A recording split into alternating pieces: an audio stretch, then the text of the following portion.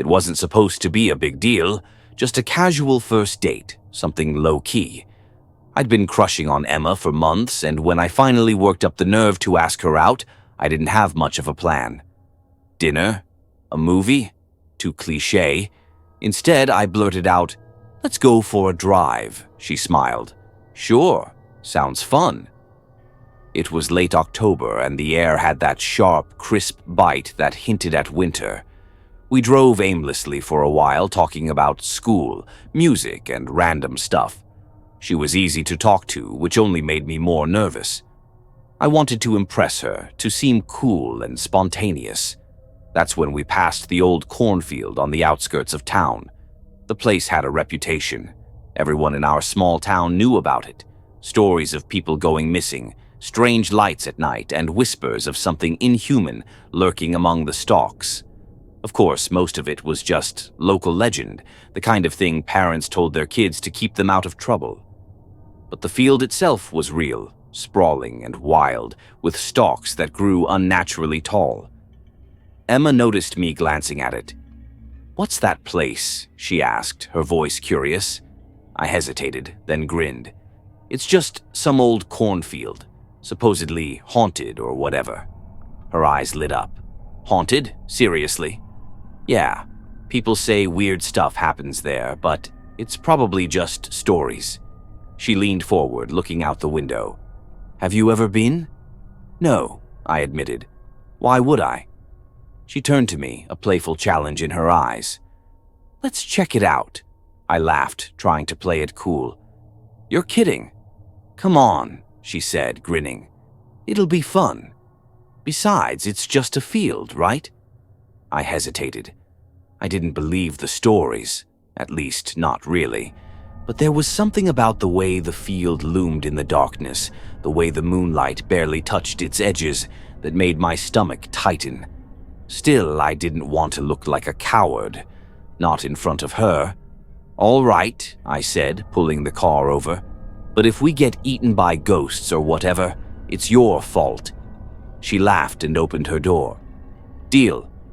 The field was colder than I expected, the air damp and heavy. The stalks towered over us, swaying slightly in the breeze. We walked side by side, using the flashlight on my phone to light the way. The dirt path beneath our feet was uneven, and the sound of our footsteps seemed unnaturally loud in the stillness. "This is kind of creepy," Emma admitted, though she sounded more excited than scared.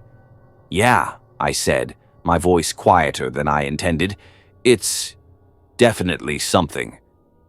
We ventured deeper, the rows of corn closing in around us. The stalks rustled faintly, but there was no wind. I tried to ignore the growing knot in my stomach, focusing instead on Emma's laughter as she teased me about looking nervous. "You're not scared, are you?" she asked, her tone light. "Of course not," I lied. We kept walking, the flashlight casting long, jittery shadows. The deeper we went, the more the air seemed to change. It was heavier now, almost suffocating, and the faint smell of rot lingered in the back of my throat. That's when we heard it, a faint crunch like footsteps on dry leaves. We froze. "Did you hear that?" Emma whispered, her voice barely audible. I nodded, my heart pounding. I swept the flashlight around, the beam cutting through the darkness. Nothing. Just endless rows of corn. "It's probably just an animal," I said, though I didn't believe it. "Yeah," she agreed, but she moved closer to me. We kept walking, but the sound followed us, soft, deliberate, and uncomfortably human. I glanced over my shoulder, but there was nothing there. The stalks swayed slightly, as if something had just passed through them. "Maybe we should head back," I suggested, trying to keep my voice steady. Emma nodded, her earlier excitement replaced by unease. We turned around, retracing our steps. Or at least, we tried to. The rows all looked the same, and the path we'd followed was gone. I felt a rising panic as I realized we were lost. "Wait," Emma said, grabbing my arm. "Do you see that?" I followed her gaze. In the distance, barely visible through the stalks, was a faint light. It flickered like a lantern, swinging gently. Maybe it's someone who can help, she said. Or maybe it's not, I muttered, but she was already moving toward it. I followed, my grip on the flashlight tightening. The light grew brighter as we approached, illuminating a small clearing. At the center stood a scarecrow, its head a burlap sack with crude features stitched into it. The light came from a lantern hanging from its outstretched arm. "That's weird," Emma said, her voice trembling. "We should go," I said, my gut screaming that something was wrong. But before we could move, the lantern went out. Darkness swallowed us, and the air grew deathly still. Then came the sound, footsteps, heavy and deliberate, moving toward us from all directions. My flashlight flickered, and for a brief second, I saw them, figures emerging from the corn, their faces obscured, their movements slow and unnatural. "Run!" I shouted, grabbing Emma's hand. We bolted, crashing through the stalks, the figures close behind. The corn seemed to close in on us, the stalks grabbing at our clothes and skin. Emma stumbled, but I caught her, pulling her forward. The footsteps were relentless, growing louder and faster. My chest burned and my legs felt like they would give out, but I didn't stop. I couldn't. Finally, we burst out of the field and onto the road. My car was just ahead, its headlights still on. We scrambled inside, slamming the doors as the figures emerged from the corn, their shapes distorted in the harsh light. I didn't wait to see what they would do. I floored the gas, the tires screeching as we sped away. In the rearview mirror, the figures stood motionless at the edge of the field, watching us. Neither of us spoke on the drive back. Emma was pale, her hands trembling in her lap. I wanted to say something to comfort her, but I didn't know how. My own hands were shaking, and my mind was racing. When I dropped her off, she turned to me, her eyes wide. "Let's never do that again." "Yeah," I agreed. "Never." She nodded and got out, pausing before she closed the door. "Thanks for, getting us out of there." I managed a weak smile. "Any time." But as I drove home, I couldn't shake the feeling that we hadn't truly escaped, that whatever was in that field was still watching, waiting, and that someday it might come looking for us.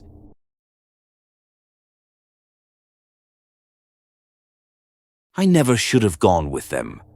I knew better. But when you're 17 and your friends are egging you on, calling you a coward, it's hard to back down, especially when Sarah's watching. I had a thing for her, and she knew it. So when she said, "Come on, it'll be fun," I followed like an idiot. It was Friday night, and we were bored. That's how these things always start, right? Small-town life doesn't leave you with many options. You either hang out at the diner or find trouble, and trouble always seemed to find us. That night, it came in the form of the old cornfield on the edge of town. Everyone knew the stories. The field belonged to the Carver family, who'd vanished years ago. Some said they packed up and left after their son went missing. Others claimed something darker. Murder, maybe, or worse. No one really knew. But the field had a reputation. People said you could hear screams if you walked through it at night. Most of us wrote it off as small-town gossip. Most of us.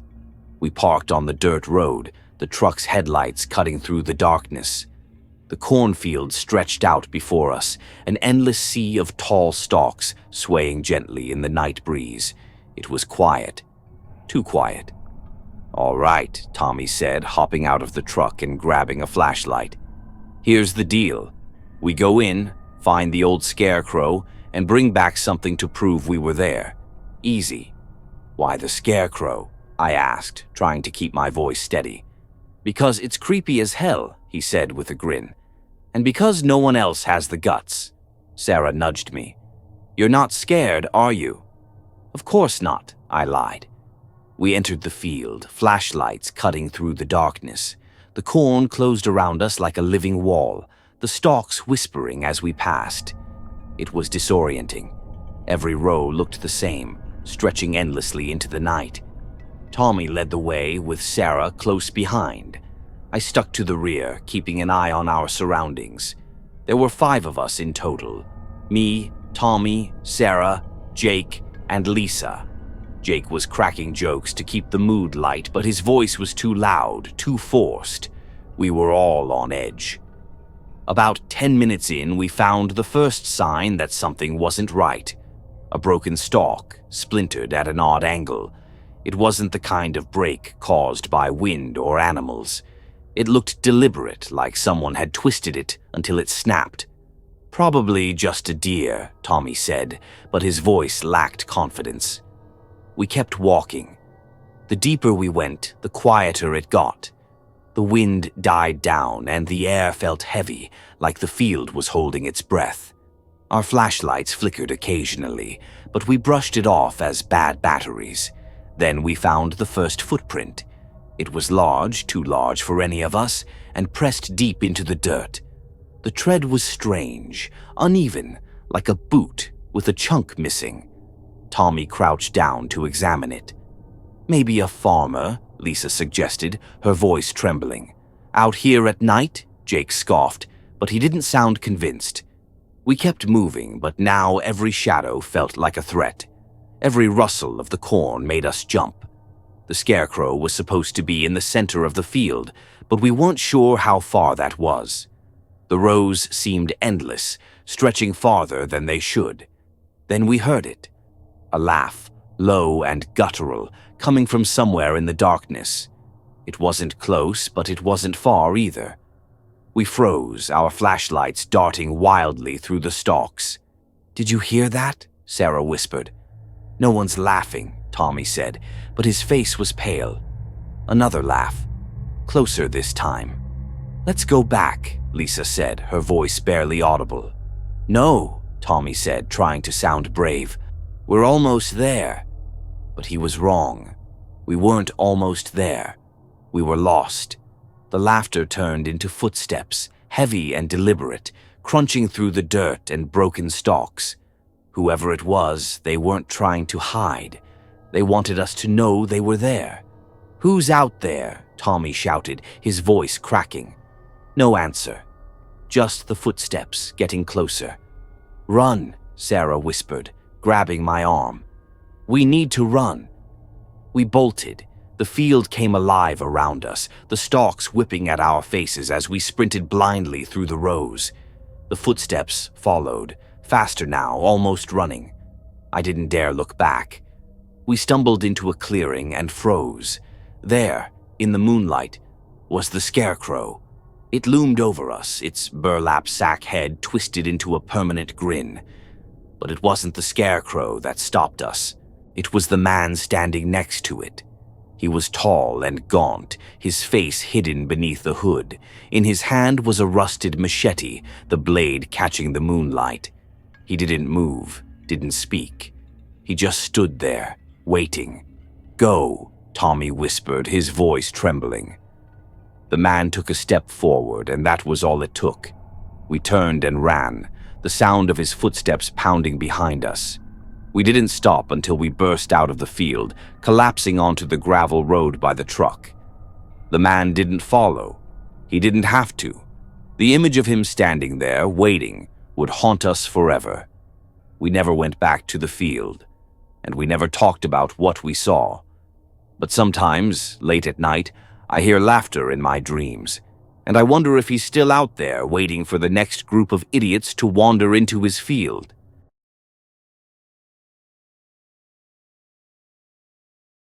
I've never liked cornfields.